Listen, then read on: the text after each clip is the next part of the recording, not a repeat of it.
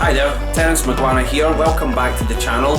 I know it's been a while since I've done my last video. To be perfectly honest, I've been suffering from a wee bit of anxiety in this last week, and forgive me for the lateness of this. I did plan to have this one drop before Valentine's Day, but I just couldn't face it, okay? So I'm very sorry about the delay here.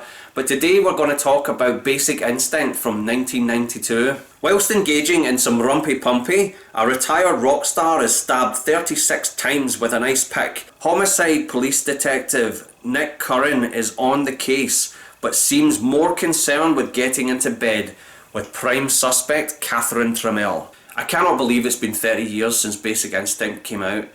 It's really, where has all the time gone? Now, I remember when this film came out and the controversy that surrounded it, not just because of the level of explicit sex that was on display, but also the violence, and also because of its portrayal of bisexual characters in the film. In fact, the film itself did get protested during production and afterwards for its portrayal of bisexual characters, and in fact it got to the point where the screenwriter himself, Joe Eszterhas, had to meet up with some of these groups and explain himself for the way that he portrayed these characters in his original screenplay. Basic Instinct, I would say, is the granddaddy of the erotic thriller subgenre that was quite prevalent in the early 90s, where you had a lot of these late night cable movies, or as I would call them, top shelf titles, these videotapes that would be they would always have names such as Animal Instincts or Body Chemistry or Bedroom Eyes, where there was always some sort of thriller element, film noir type storyline, where there was just an excuse to look at boobies, right? That was it. It's just, yeah, here's a story about a detective or a psychiatrist and he falls for the wrong woman, and it's just an excuse to look at boobies, right? There was no other rhyme or reason why these films existed. But Basic Instinct was the high gloss, big budget, blockbuster version. This movie was an absolute juggernaut when it came out. In fact, it went to #1 in the UK box office for the entire year, right? For the entire year. It wasn't Batman Returns, it wasn't Lethal Weapon 3, it was Basic Instinct. Strange, isn't it? How times have changed, right?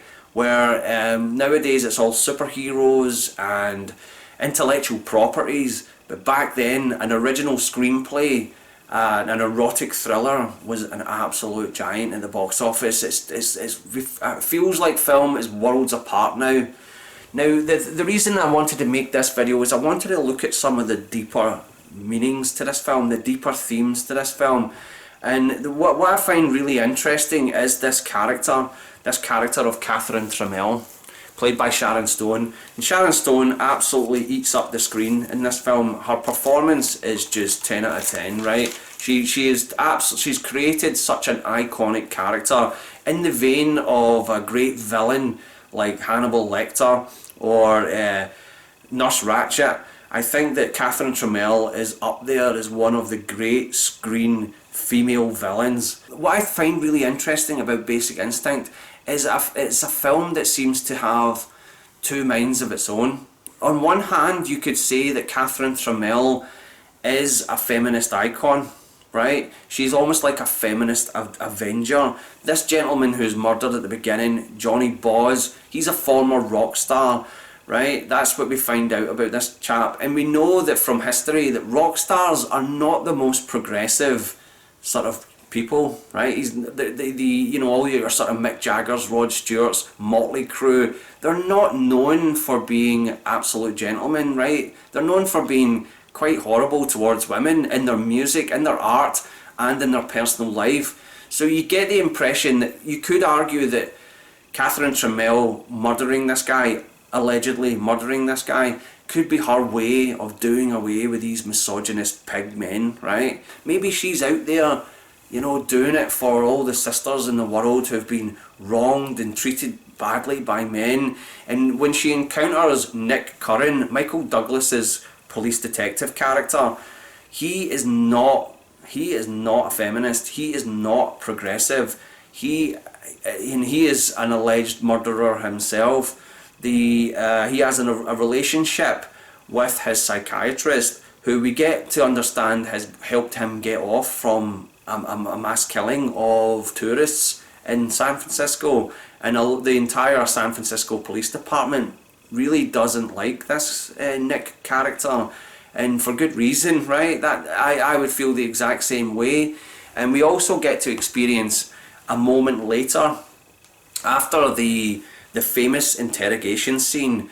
Nick Curran and his girlfriend, the psychiatrist Beth, they have sexual intercourse in her apartment, and during that moment it's clear that he's pretty much date raped her in that scene, right? And the way that the actual film itself portrays it, with not just with the lighting but the score as well. The score is very important in this film, and it really does send it home that this is a rape scene, right? There's no two ways about it.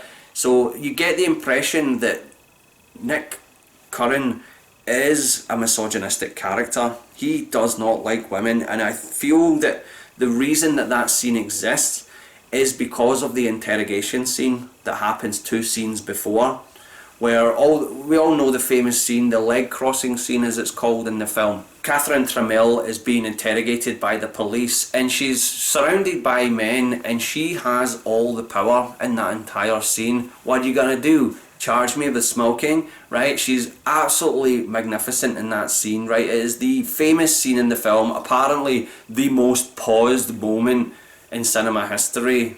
I might have to show you my beaver. Hi Bingo. Hi, right? That's just that must make Sharon Stone feel great, right? To know that, but she completely controls that scene, right? And she controls all of these men, and you get from Michael Douglas's performance in that scene that he's not having any of it, right? He's the only person in the room who just feels that she's guilty. I need to get this woman. I need to have power over this woman. As a misogynist, he feels that he has had a loss of power over the female in that particular scene, right? Even when she gets the lie detector test and she passes the lie detector test, he claims, oh, she's lying. I know that this can be falsified. He knows it can be falsified because he's done it, right? We get the impression that he passed the lie detector test due to the shooting that he was involved in, and so you get this impression that this guy is not a very nice man. Also, so I think that's what leads down to the rape scene, right? The reason that they have the rape scene is to show that Nick has lost power here. His loss of power over women has been demonstrated in that previous scene, and he is inflicting his power onto Beth. Although he cannot control Catherine, he cannot have any sort of efficacy against this character. He inflicts his power over Beth in that particular scene. That is what I get from that, and I think that is what's kind of important about Basic Instinct, that it has these moments about the battle of the sexes, the psychological battle that as a testosterone fueled heterosexual male, he cannot stand the fact that he cannot have power over women, and it's displayed in this scene. That is precisely what I get from it. On the other hand, she could be just a male fantasy, a dominatrix, right? Going all the way back to the femme fatale from all the great thrillers like The Lady of Shanghai, Double Indemnity, The Postman Always Rings Twice. The woman who is going to take complete control over men, and you know that is a big fantasy for a lot of men. That's a big turn on for a lot of men, and that you could see the character that way as well. That's the thing about this film. I always find it really difficult to make a wholehearted decision about it because I can see it from so many different angles. That sounded so wrong, doesn't it? Yeah, I'm watching Basic Instinct from so many different angles. One thing I've always found really fascinating about this film, and I got this from Paul Verhoeven, the director. Paul Verhoeven has admitted that he wanted to make a modern day Hitchcock thriller, right? Now this film is set in San Francisco, right? And the city of San Francisco featured very heavily, well, pretty much exclusively in the film Vertigo, Alfred Hitchcock's classic Vertigo. And the weird thing is, Vertigo came out in the late 1950s, Basic Instinct came out in the early 1990s, and it got me thinking, how much has San Francisco changed from the late 1950s to the early 90s? And culturally it was two different worlds. San Francisco as a city over the years has had a lot of progressive change. Whether you could go through the 60s counterculture, the 60s counterculture really exploded in San Francisco, where you had rock bands like Sly and the Family Stone, the Jefferson Airplane, the Grateful Dead, all coming out of San Francisco, and it just having a massive hippie movement, the Haight-Ashbury, and also just because of its large gay community that came to the fore as well.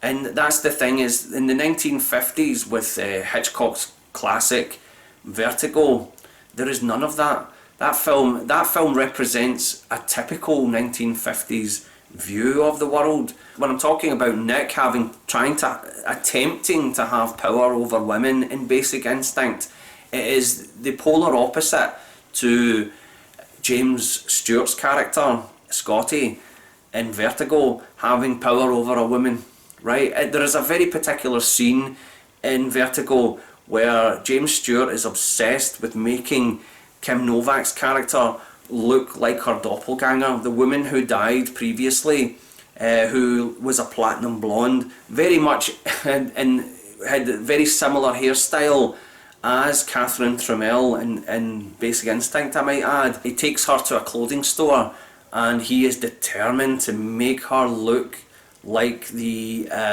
dead woman that he fell in love with, right?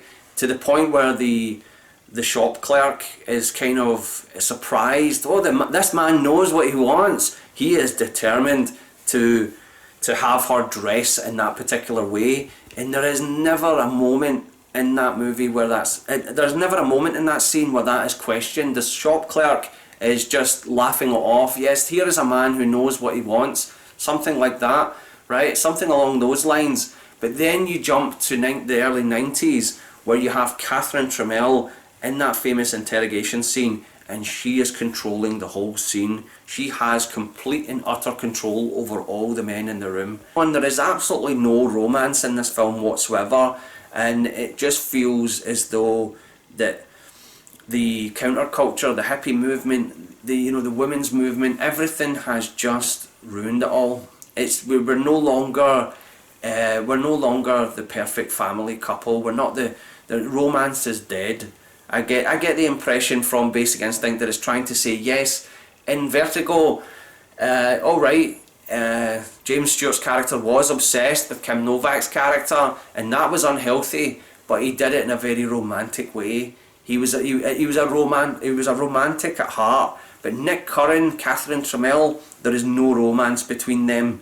They are nihilistic, almost like foes in this. They are nihilistic enemies in this relationship. They are just two violent bulls as opposed to a possible romance. 30 years ago this film came out, and the violence in that opening scene is just horrific. Really, I don't think there are many films these days that have that level of just sheer brutality that's in that opening scene, and that is put there to kind of foreshadow the later love scene that Michael Douglas has with Sharon Stone, right, which is pretty much acted out in the same manner, right? See, I'm trying to be very careful here, right? I don't want to get explicit on this channel, but the love scene that he has with Sharon Stone, they actually build it up almost like the Psycho shower scene, where the score is about to climax, for a lack of a better phrase, and you expect her to stab him in the face just like Johnny Boz got in the opening scene. I think that's kind of the love scenes in this is kind of indicative to the theme of this film. I think what really draws me to Basic Instinct is this theme of power play between the men and the women, right? And it really got me thinking about the history of misogyny, in fact, because although Catherine Tremel's character is this femme fatale in the traditional sense of the noir 50s, 40s movies, right? Her character goes back even further than that, even going back to ancient Greece. The idea of having women being these untrustworthy, deceitful, manipulative characters that are going to ruin men's lives goes all the way back to Pandora, right? Pandora being created by Zeus to punish man for Prometheus stealing the fire from the gods, right? As Greek mythology states, right? You've got Pandora, who had the famous Pandora's box that you're not supposed to open. It was actually a jar, but we all know it as Pandora's box. And then you've got Aphrodite, you know, this sort of seductive goddess. All these characters that are all about women being there to seduce and tempt and destroy men to some extent. And obviously one of my all-time favourite Greek mythological characters, Medusa, who turns men to stone just by looking at them. Love Medusa. I read this book many years ago called Misogyny, the World's Oldest Prejudice by Jack Holland. It was written by a man, so you know it's true, you know what I mean? According to this book, the ancient Greeks were just one of the most horrendously misogynist group of people in history, right? That they created these myths about women. They created these myths of women being temptresses, you know, the three sirens, all these sort of women that are there to ruin men's lives. If you go with this person, you're going to be destroyed forever. Your whole life is going to be absolutely hurt and damaged and completely turned upside down. And it's a real shame, because I think that we've still not got over that. And I think Basic Instinct is a testament to that. I think Catherine Tremel's character being this temptress, who you know that she's up for murdering a guy with an ice pick. 36 times she stabbed him, allegedly, right? Why would you want to go to bed with this woman, right? I think I'd rather go to bed with a box full of tarantulas than go to bed with this woman, right? But the idiot male, Michael Douglas, he just boogies on in there, goes into the club, you know, and with his horrible V-neck sweater, he's straight into the gay bar, like, want to go to bed with Sharon Stone. I mean, alright, she's Sharon Stone, she's gorgeous, but 36 times with a ice pick, no orgasm in the world is worth that. I'm sorry, right? Unless I'm Charles Bronson and I've got a death wish, I am not going to bed with this woman. This book, I must insist that you read it. Misogyny, the World's Oldest Prejudice. It is just such a fantastic read, and it was really, really disturbing, actually. More disturbing than any film that I've ever seen. That some of the information in this book, and how it went into how the witch hunts in the Middle Ages and everything, just all the myths, all the damage that has been done towards women over the centuries. Much of a burden has been put on women for centuries and centuries and centuries, right? I think that just made me feel more on the side of Catherine Tremel, because here's this character Nick, who I just cannot stand. We get information that he's most likely murdered a bunch of innocent tourists, and he's managed to manipulate his psychologist to get him off from that, who he subsequently date rapes later in the film, right? So he does nothing to endear himself to the audience whatsoever. I'm more drawn to the belief that she may be a feminist avenger. She may be this sort of vigilante who is so clever that she will get away with it.